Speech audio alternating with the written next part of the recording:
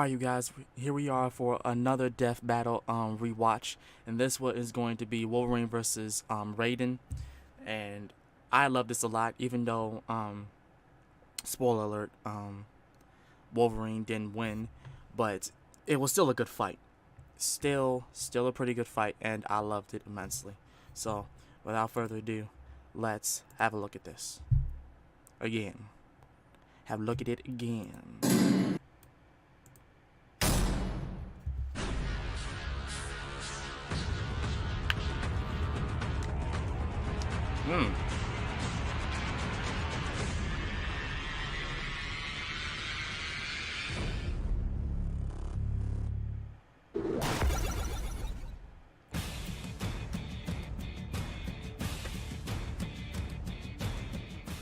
Long-range weaponry are effective tools of destruction, but there's just something special about killing up close and personal with a blade. Yep. Like Wolverine, the vicious anti-hero of the X-Men.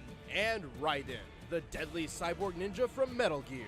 He's with Raiden or Raiden, And it's our job to analyze their weapons. I armor, call and it Raiden. I skills say to find out Raiden. who would That's win why. a death battle. It's probably Raiden though. 3 scratches, 3 claws. This is the mark of the Wolverine. But before he was the poster boy of the X-Men, he was born James Howlett in 1886. And he was the wimpiest kid ever. He was tiny and pathetic and sick all the time, but little James wasn't stuck in bed for too long. As he grew up, James started to develop mutant powers, which gave him animal senses and rapid healing. But when the family groundskeeper Thomas Logan murdered his father, James learned he had a more lethal power hidden within. Retractable bone claws? Old Thomas never knew what hit him, or more specifically, what stabbed him to death. But Thomas used his dying breath for the oh-so-original plot twist: I'm your father. Going from 2 dads to 0 in a matter of seconds. Anyway, James took on the name Logan to poorly hide his identity and ran away from home with his childhood friend Rose. But then he accidentally stabbed her to death too. Damn, those things seem really inconvenient, like a murder erection, always popping up when you least expect it. You should probably see a doctor. Huh? With his healing ability slowing his aging, Logan has lived over 100 years. Yep. He fought in both World Wars and Yep. Vietnam before joining a special weapons project called Weapon X. Mm-hmm. This is where he took the name, the Wolverine. But like almost every other secret project ever, it was actually yet another horrifying super soldier project. Yup. Whilst there, Wolverine enjoyed such treatments as being cut open repeatedly, having his DNA harvested, and getting his skeleton a pimped-out chrome job. Against Logan's will, a scientist named Dr. Cornelius infused his bones with adamantium, a rare man-made metal alloy. Adamantium is extremely dense and stable on a molecular level, making it reportedly indestructible. Even Thor has a hard time breaking it. And Dr. Scientist also hypnotized Wolverine to erase his memories and turn him into an animalistic killing machine. The result? Well, Wolverine went crazy and slaughtered everyone at Weapon X. So I guess you could say the experiment turned out to be a complete success. Good job, everybody.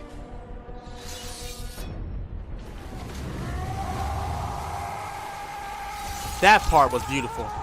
That part was honestly beautiful. I like that After part wandering of that the movie. wilderness and tangling with the Hulk, Wolverine was eventually discovered by the X-Men, who molded him into a real hero. Mm-hmm. Logan had finally found a place to call home, and a family he did not stab to death. Yep. Old Wolvie's got more mutant powers than Kim Kardashian has butt injections. No. He has keen animal-like senses and expert tracking skills, can move faster than the eye can see, and can lift up to 2 tons. His adamantium claws can cut through almost anything, and conveniently, he never has to sharpen them. He's immune to disease, can resist mind control, and can fight for days without tiring. Oh, and for some reason, he can sense animals' feelings and talk to them, like some sort of bear whisperer. He's equal in hand-to-hand combat with Captain America, and was skilled enough to tag Speed Demon, who runs faster than the speed of sound. Despite all of this, his greatest attribute is his sheer durability. He's like Super Rocky. Wolverine has survived hits from Thor and the Hulkbuster, battled with Satan himself, and was once blown up with nothing left but his adamantium skeleton. Think that stopped him? Hell no! He got back up and beat the ever-living shit out of the emo Bomberman who blew him up in the first place. Jesus Christ, can anything stop this guy? Well, technically he has died a few times. He even used to have a deal with the Angel of Death to be resurrected should his healing factor ever be overtaxed. But eventually he gave it up in exchange for his soul. Yeah, this actually happened. However, according to Professor Xavier, leader of the X-Men, Wolverine's healing factor stems from his brain. Ah? Get it? Stem? Like brainstem? Wiz, I'm the funny one. Just stick to being boring. Aw. Anyway, this means Wolverine can be killed by drowning or destroying his brain. But seeing as his brain's protected by a thick adamantium skull, it's probably staying where it is. Still, there's a reason why Logan keeps getting into bad situations like these. He's a lone wolf and doesn't like relying on others. And he's got a bit of a temper. Tell Cyclops I made him a convertible. Piss him off too much, something snaps and Wolverine will enter the Berserker Rage. In this state, Wolverine loses all self-control and ignores all pain, as he is consumed by the animalistic killer instinct instilled deep within him by Dr. Cornelius all those years ago.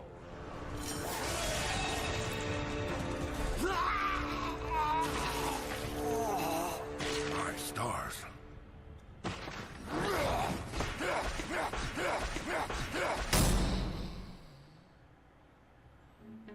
Like leather, skin is stronger when it's hydrated, but 9 out of 10 men don't get the hydration their skin needs. That's why Dove Men Plus Care Body Wash has a unique hydrating formula to keep men's skin healthier and stronger.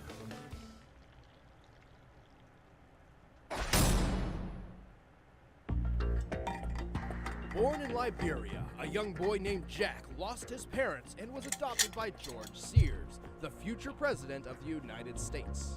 Which sounds like a pretty good upside considering, except Sears was actually solid as Snake, a traitor who manipulated world leaders to profit from the war economy. Oh, and the fact that he killed Jack's parents.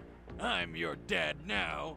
Being the perfect parent he is, Solidus enlisted Jack in the Liberian Civil War, where he became captain of his own commando unit in the Army of the Devil. It's an army It's of... not an actual army of devils. Oh, damn it. A natural harbinger of death, Jack's He high was kill so count pumped. earned him the nickname Jack the Ripper. He accomplished all of this, and he was only 10 years old. Damn. Oh my god, could you imagine this kid during puberty? If it ever even hits. I mean, even 10 years later, he still looks like he's waiting for the old stones to drop. Well, they had to sometime. After being abandoned by Solidus, Jack fell for a girl named Rose and eventually got her pregnant. Jack was tormented by his past life and sought to right his wrongs by joining a special task force. With them, he teamed up with the legendary Solid Snake to take down some bad guys, destroy giant robots, go streaking, and even kill dear old foster dad. All under his awesome new code name, Raiden. Except all along, he was actually being controlled by the Patriots, a secret organization manipulating the US from behind the scenes and bent on dominating the world. Yeah, okay, hang on to your butts, because this is where things start getting out of hand. See, his girlfriend Rose was actually a Patriot spy and was manipulating his life the entire time they were together. Women, right? But she was all like, my bad, I love you. And he was like, it's gay, let me put my dick in you. And then they had a kid. Well, first she actually said she had a miscarriage and married another man to trick Raiden, but it was really to trick the Patriots. Wiz, please, the story is confusing enough without bringing that into this. Eventually, they got back together and had a kid. Can we please go back to talking about killing people now? Yeah. Sure. One day he was captured by the Patriots and used as a test subject for exoskeletal enhancement surgery, transforming him into a superhuman cyborg ninja. That's what I'm talking about! As a cyborg, Raiden went from a force to be reckoned with to a nigh unstoppable killing machine. He is fast enough to outrun bullet trains and even run on walls. And he can do shit like this. You too, immortal. No. I just don't fear death.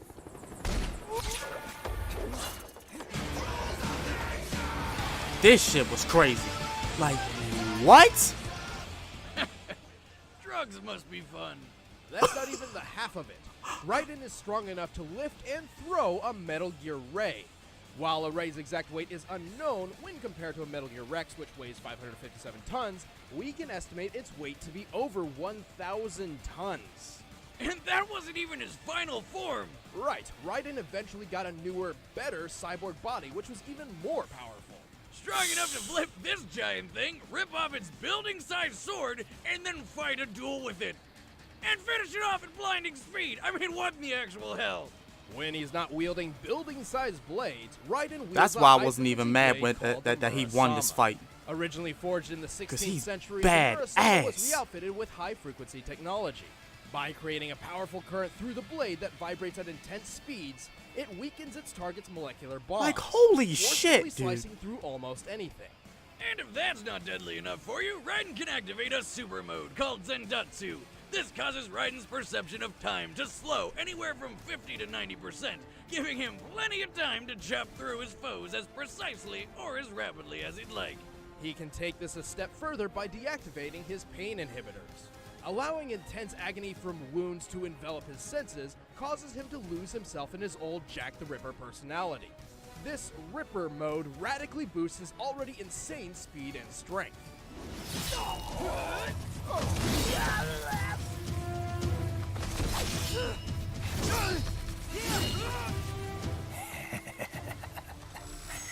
Who's next? But it comes at a price, you know, aside from the whole pain and sanity thing.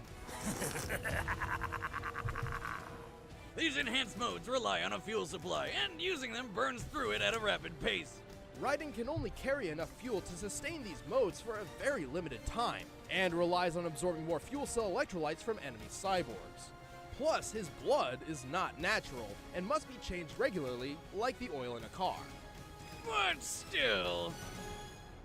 I am lightning. The rain transformed.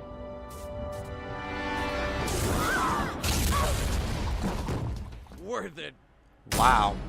Hot damn. All right, the combatants are set. Let's See, end that's this why I like debate once rewatching and this for stuff, all. because It's time for a death battle! it's worth rewatching. I don't care.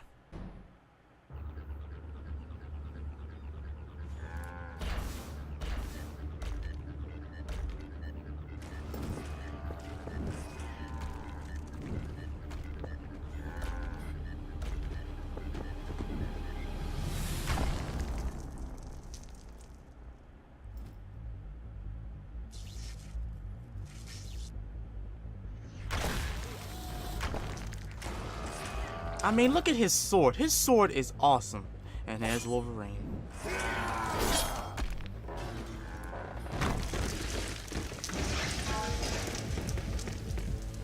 Who the hell are you? Get out of my way. Fat chance, bub. You're next.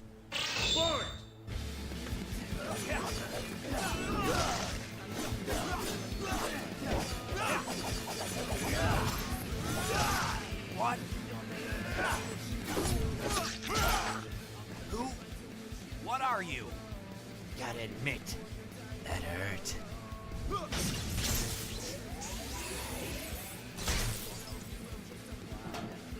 Nice trick, Voltron.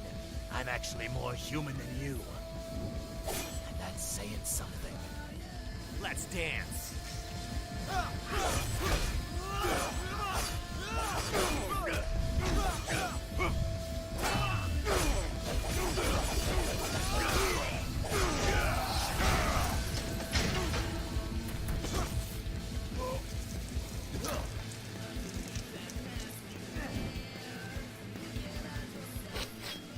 No use hiding, bub.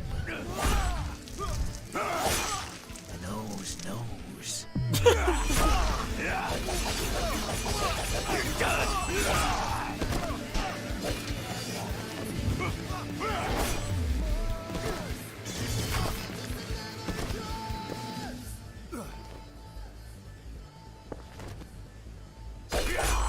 What?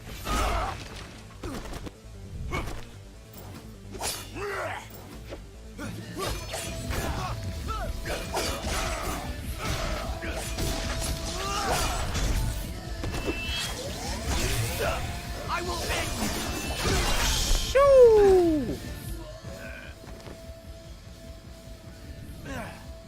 some kind of cyborg? Well, my bones are covered in the strongest metal around.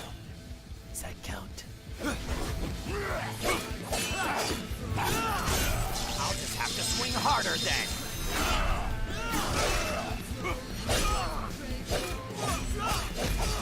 Face adamantium!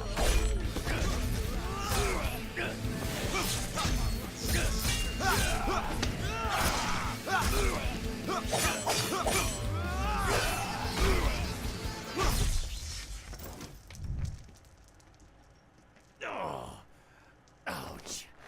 All right, Terminator. Now you've got me mad.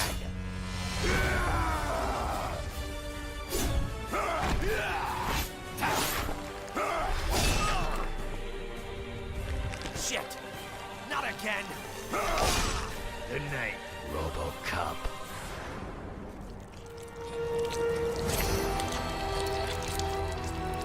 Pain. This is why I fight. It's time for Jack the Ripper to let her rip!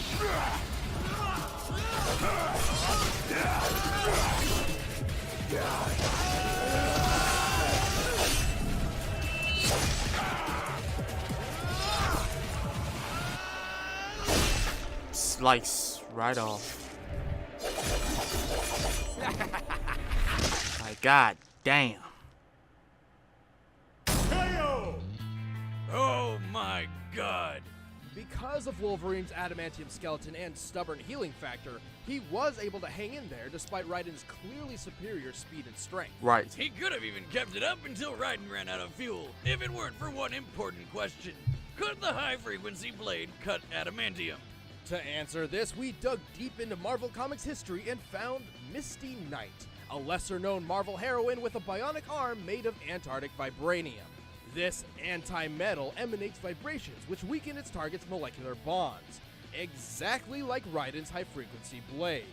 Like the Murasama, this can destabilize and break any metal, including adamantium. And while in Jack the Ripper mode, Raiden can strike with enough force to cut through buildings and machines built to survive nuclear wars. With that much strength behind a sword like that, plus Raiden's speed and technology advantage, Wolverine's supposedly indestructible skeleton met its match. Yep. Any way you slice it, Raiden just had the right gear for the job. The winner is Raiden. Next time on Death Battle. Welcome, everyone, to today's extravaganza! Yeah, I think did I do a reaction to this, y'all? I'm not sure if I did. If I didn't, let me know. Cause I do remember watching this off screen. I honestly cannot remember if I did or didn't know. It's been a while. That's just sad. It sure is. Somebody could have used that buzz.